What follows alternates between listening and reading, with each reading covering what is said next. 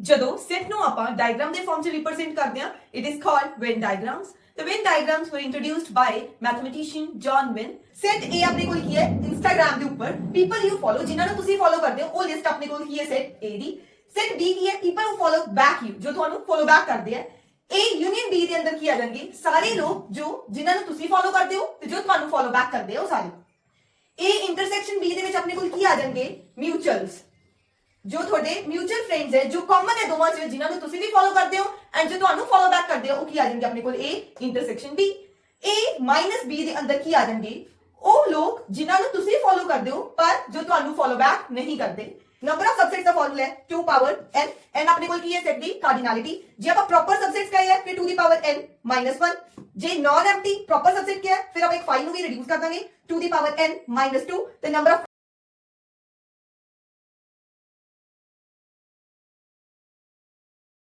Hello Deltas, today we will start a lecture on sets and relations. In this chapter we will see that mathematics is not only about the numbers, letters, formulas, algorithms, but we will see how mathematics relate to our real life. Let's start the topic. What is collection? Collection की हुंदा है? Collection का मतलब है list या group of something. तो देखो all the list of contacts in your mobile phone, all the apps installed in your mobile phone is an example of collection. तो देखते हैं set की हुंदा है set की है collection of well defined and distinct objects. तो इथे देखो well defined word and distinct word बहुत important है. well defined ਦਾ मतलब ਕੀ ਹੈ ਕਿ ਆਪਾਂ ਨੂੰ ਕਿਸੇ ਸੈਟ ਦੇ ਅੰਦਰ ਕਿਸੇ ਐਲੀਮੈਂਟ ਨੂੰ ਲੈਣਾ ਹੈ ਕਿਸੇ ਆਬਜੈਕਟ ਨੂੰ ਜਾਂ ਨਹੀਂ ਲੈਣਾ ਉਸ ਚੀਜ਼ 'ਚ ਕੋਈ ਵੀ ਕਨਫਿਊਜ਼ਨ ਨਹੀਂ ਹੋਣੀ ਚਾਹੀਦੀ ਨੈਕਸਟ ਹੈ ਡਿਸਟਿੰਕਟ ਦਾ ਮਤਲਬ ਕੀ ਹੈ ਸਾਰੇ ਐਲੀਮੈਂਟਸ ਸਾਰੇ ਆਬਜੈਕਟਸ ਕੀ ਹੋਣੇ ਚਾਹੀਦੇ ਹੈ ਡਿਸਟਿੰਕਟ ਮੀਨਸ ਅਲੱਗ-ਅਲੱਗ ਹੋਣੇ ਚਾਹੀਦੇ ਹੈ ਨੈਕਸਟ ਦੇਖੋ ਆਪਾਂ ਸੈਟ ਨੂੰ ਰਿਪਰੈਜ਼ੈਂਟ ਕਰਦੇ ਆ ਕੈਪੀਟਲ ਲੈਟਰਸ ਨਾਲ and set the objects ਨੂੰ elements ਨੂੰ ਆਪਾਂ enclose ਕਰਦੇ ਆ ਕਰਲੀ braces ਦੇ ਵਿੱਚ ਤਾਂ ਦੇਖੋ ਇੱਕ ਐਗਜ਼ਾਮਪਲ ਹੈ ਆਪਣੇ ਕੋਲ set A ਹੈ ਆਪਣੇ ਕੋਲ 3 5 7 and 9 3 5 7 9 set ਦੇ elements ਹੈ ਇਹਨਾਂ ਨੂੰ ਕਰਲੀ braces ਦੇ ਵਿੱਚ ਲਿਖਿਆ ਹੋਇਆ ਹੈ and represent ਕੀਤਾ ਕੈਪੀਟਲ A ਨਾਲ ਤਾਂ ਦੇਖੋ ਆਪਾਂ ਹੋਰ ਕੀ ਚੀਜ਼ ਆਬਜ਼ਰਵ ਕਰ ਸਕਦੇ ਆ ਇਸ set ਦੇ ਅੰਦਰ ਕਿੰਨੇ elements ਹੈ 4 ਤਾਂ ਇਸ ਸੈਟ ਦੀ ਕਾਰਡਿਨੈਲਿਟੀ NA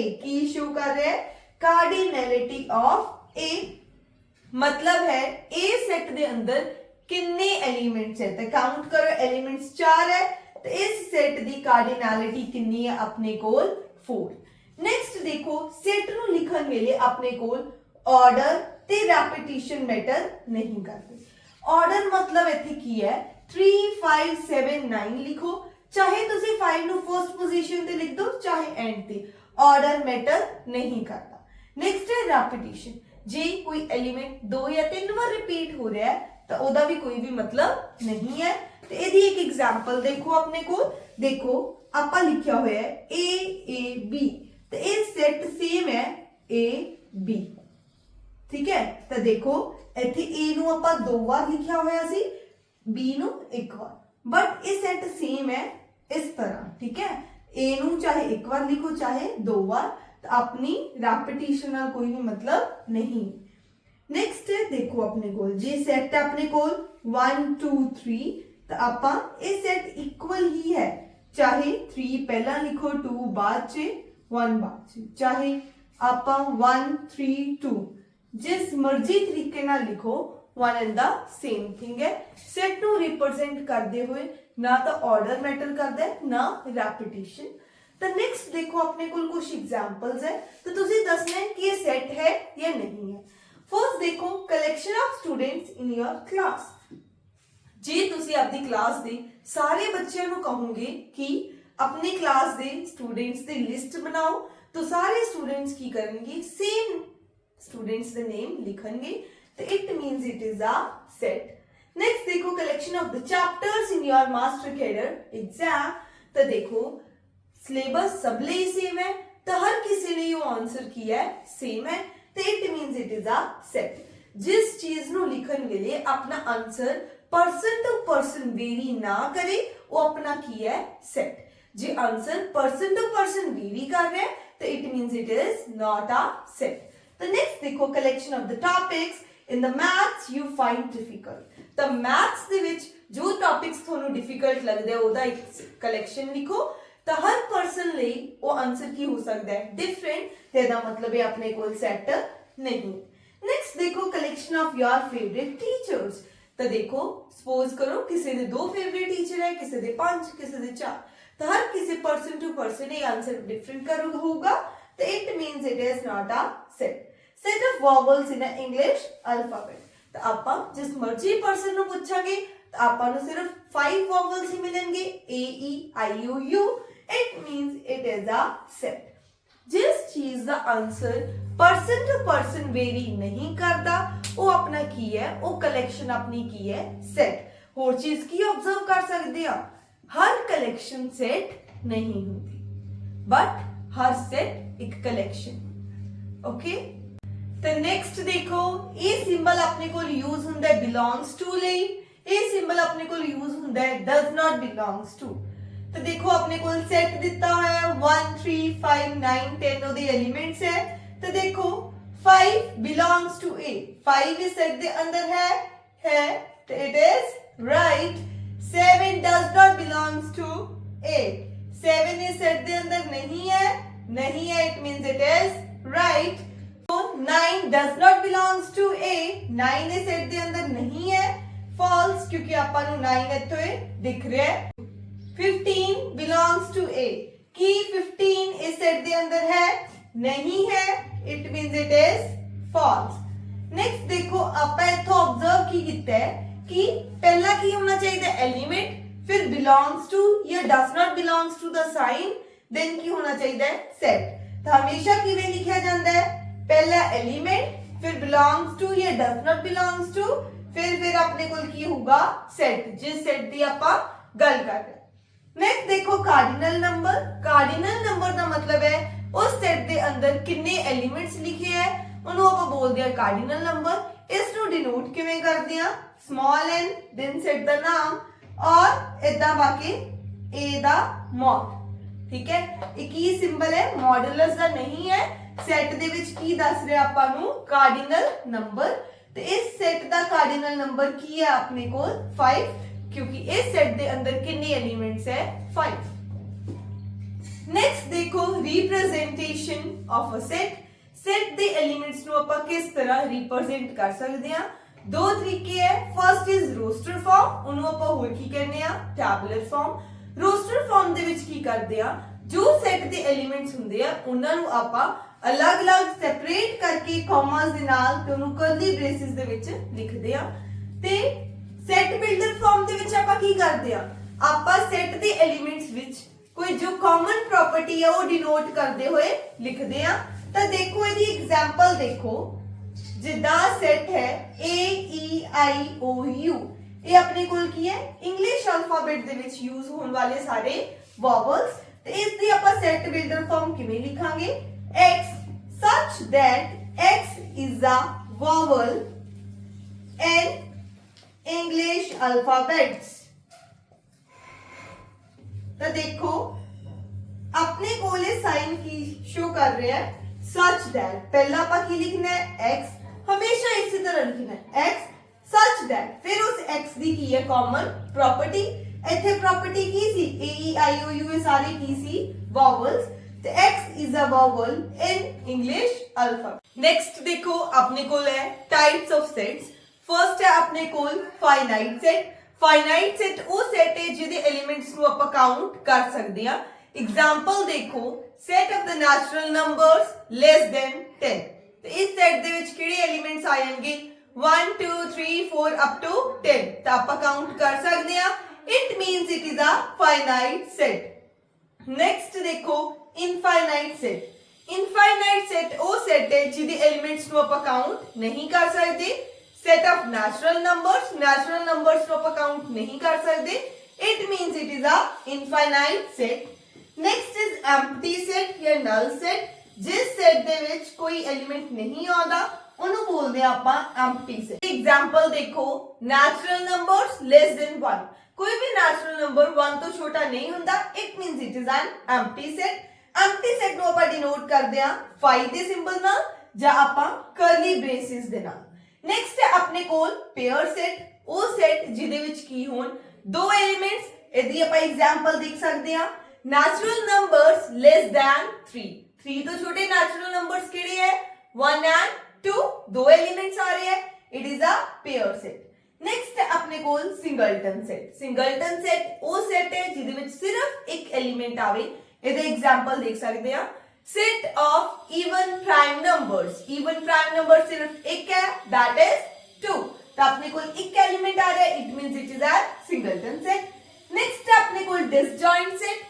दो सेट्स ਨੂੰ ਆਪਾਂ डिसजॉइंट सेट्स ਕਦੋਂ ਕਵਾਂਗੇ ਜਦੋਂ ਕੋਈ ਵੀ ਐਲੀਮੈਂਟ ਦੋਵਾਂ ਚ ਸੇਮ ਨਹੀਂ ਹੈ, तो ਉਹਨੂੰ ਕੀ ਕਵਾਂਗੇ ਆਪਾਂ डिसजॉइंट सेट। नेक्स्ट ਆਪਣੇ ਕੋਲ ਇਕੁਇਵੈਲੈਂਟ सेट्स। दो सेट्स ਨੂੰ ਇਕੁਇਵੈਲੈਂਟ ਕਦੋਂ ਕਵਾਂਗੇ ਜਦੋਂ ਉਹਨਾਂ ਦੀ ਕਾਰਡੀਨੈਲਿਟੀ ਜਾਂ ਨੰਬਰ ਆਫ ਐਲੀਮੈਂਟਸ ਕੀ ਹੈ ਸੇਮ। ਨੈਕਸਟ ਆਪਣੇ ਕੋਲ ਇਕੁਅਲ सेट्स। ਇਕੁਅਲ सेट्स दो सेट्स ਨੂੰ ਆਪਾਂ ਇਕੁਅਲ सेट ਕਦੋਂ ਕਵਾਂਗੇ ਜਦੋਂ ਉਹਨਾਂ ਦੇ ਨੰਬਰ ਆਫ ਐਲੀਮੈਂਟਸ ਵੀ ਸੇਮ ਹੈ ਐਂਡ ਐਲੀਮੈਂਟਸ ਵੀ ਸੇਮ ਹੈ, ਉਹਨੂੰ ਕੀ ਕਵਾਂਗੇ ਆਪਾਂ ਇਕੁਅਲ सेट। ਨੈਕਸਟ ਆਪਣੇ ਕੋਲ सबसेट। सेट A ਨੂੰ ਆਪਾਂ सेट B ਦਾ सबसेट ਕਦੋਂ ਕਵਾਂਗੇ ਜਦੋਂ सेट A ਦੇ ਸਾਰੇ ਐਲੀਮੈਂਟਸ ਕਿਹਦੇ ਵਿੱਚ ਹੋਣ B सेट 'ਚ ਹੋਣ।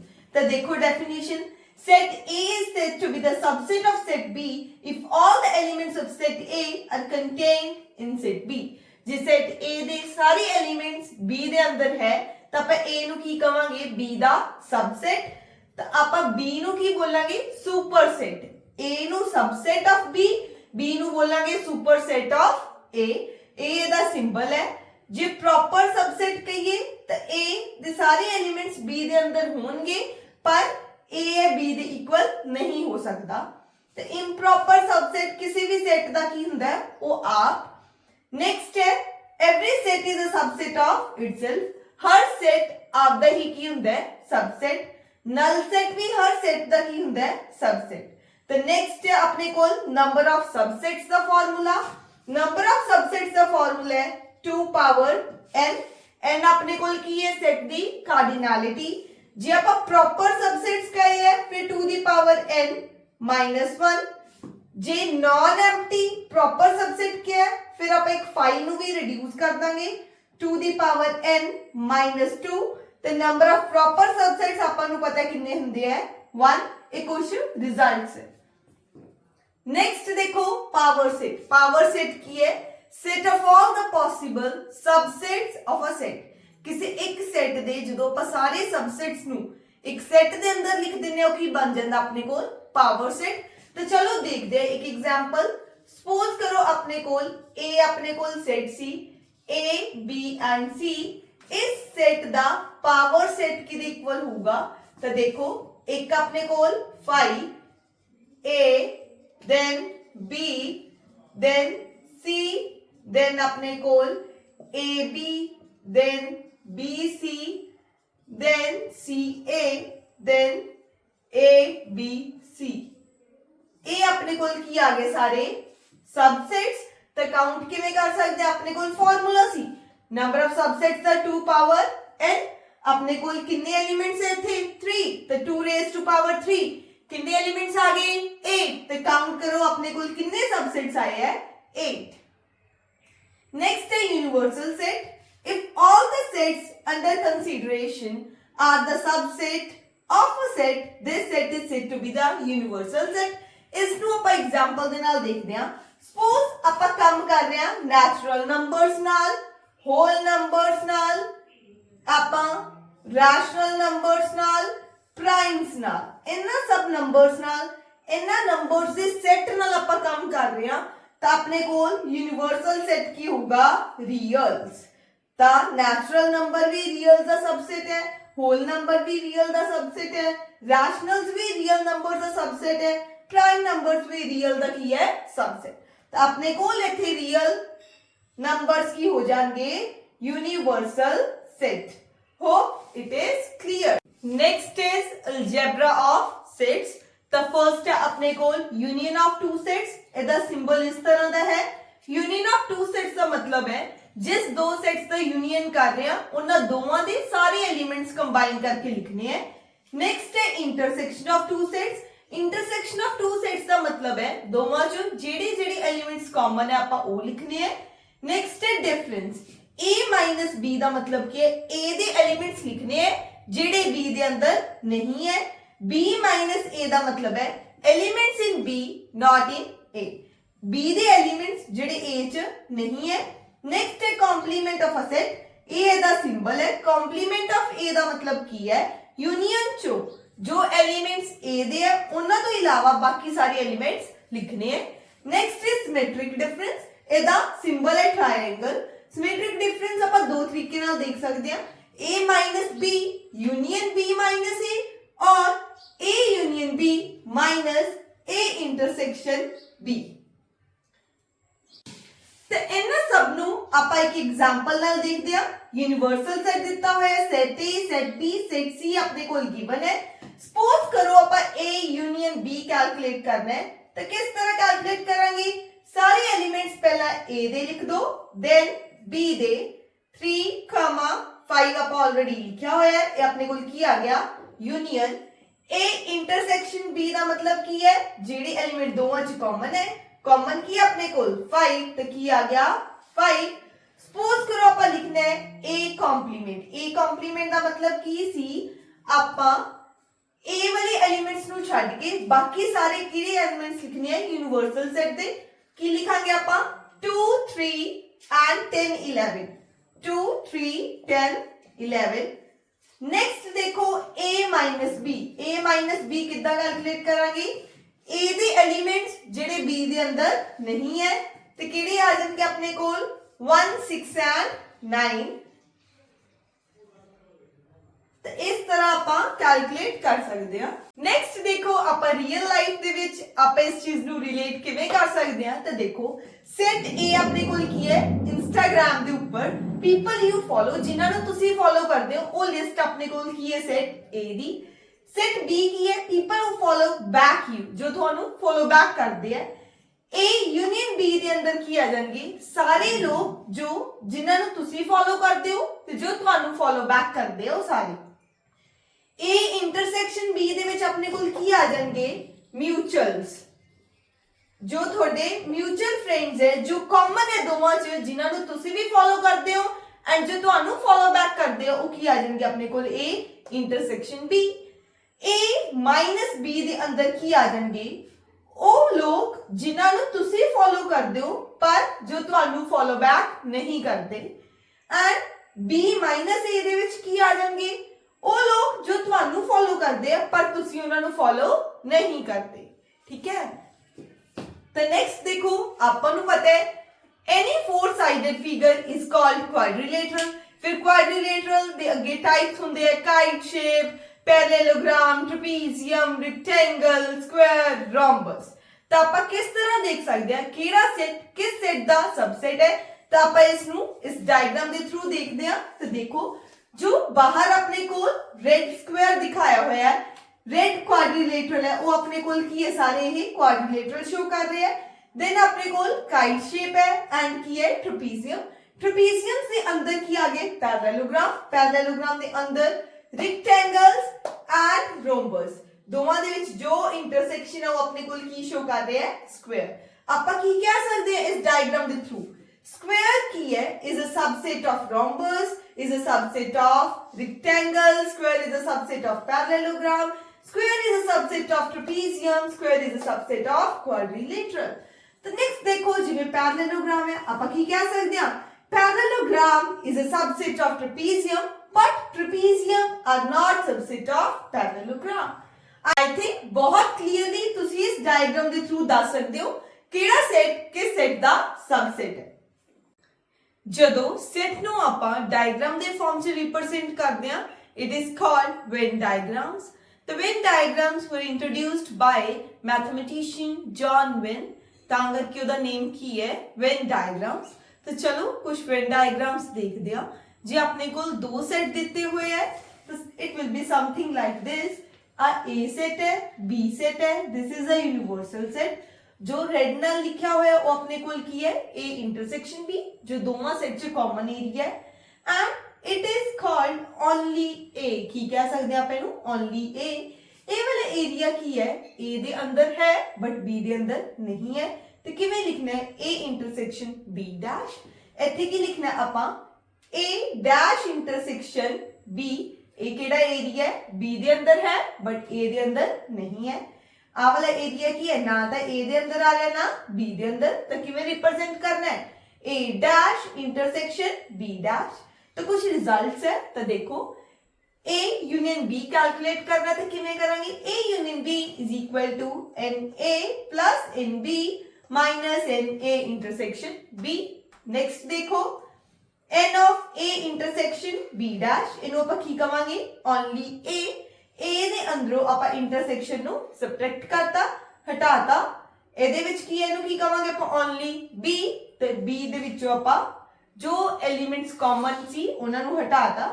n of a dash intersection b dash ਇਹ ਆਪਣਾ ਬਾਹਰ ਵਾਲਾ ਏਰੀਆ ਆ ਗਿਆ। ਤੇ ਕਿੱਦਾਂ ਕੈਲਕੂਲੇਟ ਕਰਾਂਗੇ ਪੂਰੇ ਯੂਨੀਵਰਸਲ ਸੈਟ ਚੋਂ a यूनियन b ਨੂੰ ਹਟਾਤਾ।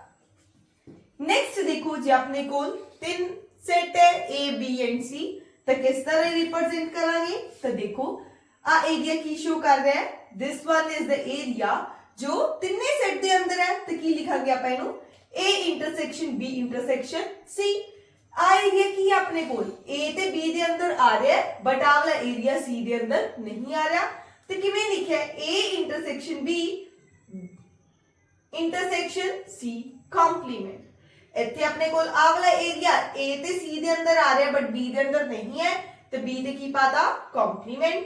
ਆ ਵਾਲਾ ਏਰੀਆ B ਤੇ C ਦੇ ਅੰਦਰ ਆ ਰਿਹਾ ਬਟ A ਦੇ ਅੰਦਰ ਨਹੀਂ ਆ ਰਿਹਾ, ਤੇ A ਤੇ ਕੀ ਪਾਤਾ ਕੰਪਲੀਮੈਂਟ।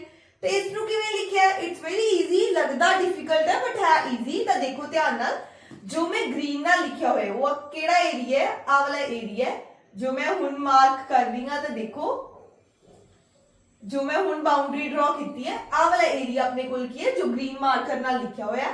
आ एरिया सिर्फ ए दे अंदर है बी या सी दे अंदर नहीं है। तो की कितना A intersection B complement intersection C complement. तो इत्थे देखो आ वाला एरिया अपने कोल सी दे अंदर है बट बी ते ए दे अंदर नहीं है। तो A complement intersection B complement intersection C. आ वाला एरिया सिमिलरली अपने कोल किदे विच है बी च है बट ए ते सी दे अंदर नहीं है। ते ए ते सी ते आपां की पाता कॉम्प्लीमेंट। जो अपने कोल बाहर वाला एरिया वो की है अपने कोल ना तो ए दे अंदर आ रहा है ना बी दे अंदर ना सी दे अंदर, तो तिन्ना ते की पाता आपां कॉम्प्लीमेंट एंड इंटरसेक्शन। तो कुछ रिजल्ट्स है इन्हां नूं लर्न करना है। N of A union B union C कितना कैलकुलेट करना है n of A plus n of B plus n of C minus n of a intersection b minus n a intersection c minus n b intersection c plus n a intersection b intersection c। Ji exactly आपा कढना है भी कितने element सिर्फ एक set दे अंदर है, एक वाले केड़े आ जाएंगे जो आपा आ हुन मैं मार्क कर दी हां। आ सारे आपा कितना कैलकुलेट कर सकते हैं। तो देखो n of a plus n of b plus n of c minus 2 multiply cardinality of A intersection B minus 2 into cardinality of B intersection C minus 2 cardinality of C intersection A plus 3 times the cardinality of A intersection B intersection C। J exactly 2 ने belong कर रहा होवे तो अपने कोल केड़ा आ जाऊगा जो black marker नाल आपा लिखे हुए है की होगा n of A intersection B plus n of B intersection C plus n C intersection A minus 3 times intersection of A intersection B intersection C। Hope it is clear। Next है अपने को laws of sets। तो first अपने को है idempotent laws। idempotent laws की है A union A करांगे तो अपने को A आऊगा, A intersection A करांगे फिर भी की आऊगा A। identity laws की है A union phi, phi अपना की है null set, union करांगे तो सिर्फ A सेम ही आऊगा अपने को। ए इंटरसेक्शन फाई की होगा phi, A union of universal set अपने को यूनिवर्सल सेट आऊगा, A intersection of universal set अपने को की होगा ए। कॉम्यूटेटिव लॉज का मतलब की है यूनियन या इंटरसेक्शन ਆਪਾਂ ਇਹਨਾਂ ਦੀ ਪਲੇਸ ਚੇਂਜ ਕਰੀਏ ਤਾਂ ਕੀ ਆਉਂਦਾ ਹੈ ਸੇਮ A ਇੰਟਰਸੈਕਸ਼ਨ B ਕਿਹਦੇ ਇਕੁਅਲ ਹੈ B intersection A union B ਕਿਹਦੇ ਇਕੁਅਲ ਹੈ B ਯੂਨੀਅਨ A। ਨੈਕਸਟ ਹੈ ਐਸੋਸੀਏਟਿਵ ਲॉस। ਦੇਖੋ A union B union C, ਪਹਿਲਾਂ A ਤੇ B ਦੀ ਯੂਨੀਅਨ ਕੀਤੀ, ਦੈਨ ਉਹਦਾ ਯੂਨੀਅਨ ਕਿਹਦੇ ਨਾਲ ਕਰੋ C ਨਾਲ। ਇੱਥੇ ਕੀ ਕਰ ਰਹੇ ਹਾਂ B ਤੇ C ਦਾ ਯੂਨੀਅਨ ਪਹਿਲਾਂ ਕੀਤਾ, ਫਿਰ ਉਹਦਾ ਯੂਨੀਅਨ ਕਿਹਦੇ ਨਾਲ ਕੀਤਾ A ਨਾਲ। ਆਪਣੇ ਕੋਲ ਆਨਸਰ ਕੀ ਆਊਗਾ ਸੇਮ।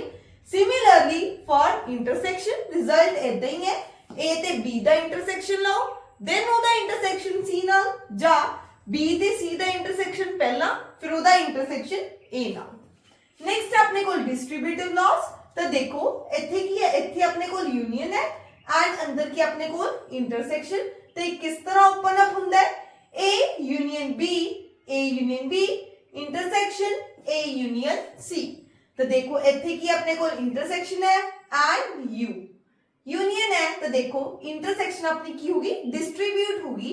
पहला A इंटरसेक्शन B लिखा, इधर A इंटरसेक्शन C, विचाले किया गया यूनियन। नेक्स्ट है अपने को कॉम्प्लीमेंट लॉस। A सेट दा कॉम्प्लीमेंट लिया होवे, दोबारा फिर कॉम्प्लीमेंट लवांगे तो अपने को A ही आ जाऊगा। A union of A complement अपने को पूरा यूनिवर्सल सेट आ जाऊगा। A intersection of A complement अपने को की आ जाऊगा 5। A कंप्लीमेंट का मतलब की सी वो एलिमेंट्स जेडे A दे अंदर नहीं है, इथे A आ गया, दोवां च कुछ भी कॉमन नहीं है तो अपने को किया गया 5। नेक्स्ट है D Morgan's law. D Morgan's law की है जे इंटरसेक्शन B दा आपा की करांगे कंप्लीमेंट अपने को किया जाएगा A complement union B complement. की ध्यान रखना है जे इथे इंटरसेक्शन है इथे अपने को की हो जाता है यूनियन। सिमिलरली अपने को इधर देखो A union B the complement किवें लिखांगे A कॉम्प्लीमेंट यूनियन है तो की आ गया थी intersection B complement. Hope it is clear, easy है सारे लॉज, जस्ट एक बार रीड आउट करो and you will get it. अपने को टॉपिक है रिलेशंस। तो रिलेशन स्टार्ट करूं तो पहला अपन पता होवे कार्टेशियन प्रोडक्ट की हुंदा है। कार्टेशियन प्रोडक्ट की है, सपोज करो अपने को दो सेट्स है A ते B। कार्टेशियन प्रोडक्ट की है set of all the possible ordered pairs from set A to set B। Suppose करो अपने को सेट A है जिदे विच एलिमेंट्स है 1 एंड 2, सेट B है जिदे विच अपने को एलिमेंट्स है 4, 5 एंड 7। ते A क्रॉस B दे अंदर अपने को की आ जाऊगा देखो 1,4 पहला 1 ਨੂੰ 4 ਨਾਲ, then 1,5 1,7 2,4 2,5 2,7।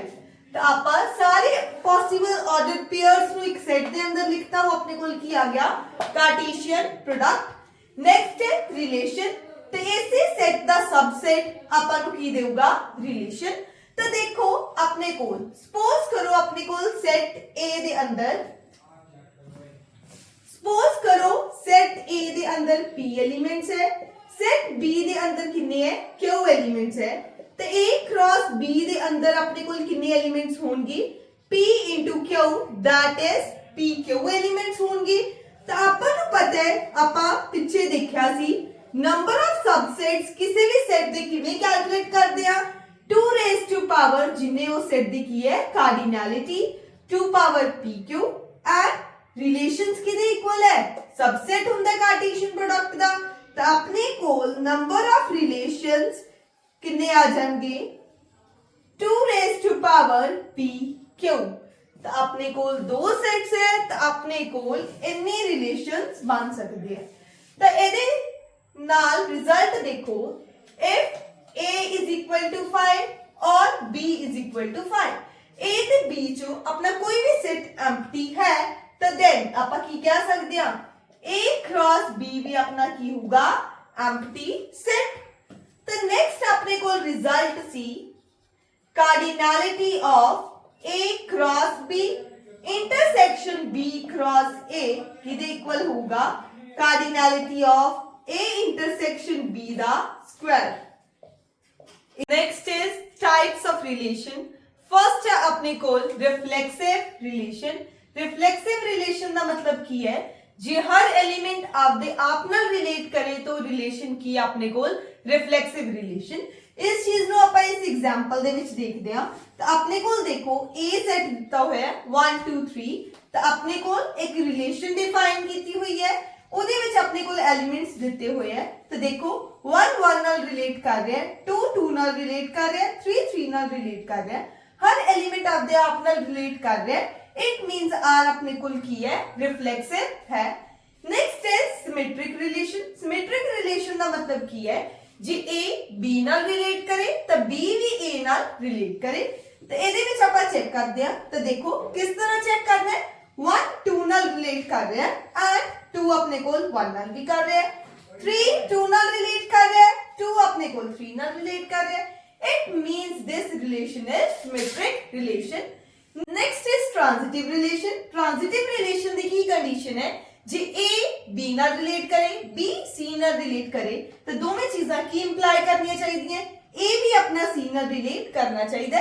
ਤੇ ਇਸ ਨੂੰ ਆਪਾਂ ਇਸ ਐਗਜ਼ਾਮਪਲ ਦੇ ਵਿੱਚ ਦੇਖਦੇ ਹਾਂ ਤਾਂ ਦੇਖੋ ਆਪਣੇ ਕੋਲ 1 ਕੀ ਹੈ ਕਿਹਦੇ ਨਾਲ ਰਿਲੇਟ ਕਰ ਰਿਹਾ ਹੈ 2 ਨਾਲ ਐਂਡ ਫਰਦਰ 2 ਕਿਹਦੇ ਨਾਲ ਰਿਲੇਟ ਕਰ ਰਿਹਾ ਹੈ 1 ਨਾਲ ਤਾਂ ਆਹ ਵਾਲਾ 1 ਵੀ 1 ਨਾਲ ਰਿਲੇਟ ਕਰਨਾ ਚਾਹੀਦਾ ਹੈ ਕਰ ਰਿਹਾ ਹੈ ਤਾਂ ਦੇਖੋ 1 2 ਨਾਲ ਰਿਲੇਟ ਕਰ ਰਿਹਾ ਹੈ 2 3 ਨਾਲ ਰਿਲੇਟ ਕਰ ਰਿਹਾ ਹੈ ਇਹਨਾਂ ਦੋਵਾਂ ਨੂੰ ਕੰਪੈਰੀਜ਼ਨ ਕਰੋ ਤੁਸੀਂ ਠੀਕ ਹੈ 1 ਕਿਹਦੇ ਨਾਲ ਰਿਲੇਟ ਕਰ ਰਿਹਾ ਹੈ 2 ਨਾਲ 2 ਫਰਦਰ ਕਿਹਦੇ ਨਾਲ ਰਿਲੇਟ ਕਰ ਰਿਹਾ ਹੈ 3 ਨਾਲ 1 but 3 ਨਾਲ ਰਿਲੇਟ ਨਹੀਂ ਕਰ ਰਿਹਾ it means it is not a transitive relation next is equivalence relation ਜੋ ਰਿਲੇਸ਼ਨ ਰਿਫਲੈਕਸਿਵ ਸਿਮੈਟ੍ਰਿਕ ਟ੍ਰਾਂਜ਼ਿਟਿਵ ਤਿੰਨੋਂ ਹੋਣਗੇ ਉਹਨੂੰ ਆਪਾਂ ਕੀ ਕਵਾਂਗੇ ਇਕੁਇਵੈਲੈਂਸ ਰਿਲੇਸ਼ਨ ਤੇ ਇਸ ਰਿਲੇਸ਼ਨ ਨੂੰ ਆਪਾਂ ਇਕੁਇਵੈਲੈਂਸ ਰਿਲੇਸ਼ਨ ਨਹੀਂ ਕਹਿ ਸਕਦੇ ਕਿਉਂ ਕਿਉਂਕਿ ਇਹ ਰਿਫਲੈਕਸਿਵ ਤਾਂ ਹੈ ਸਿਮੈਟ੍ਰਿਕ ਵੀ ਹੈ but it is not transitive next is identity relation identity relation ਕੀ ਆਪਣੇ ਕੋਲ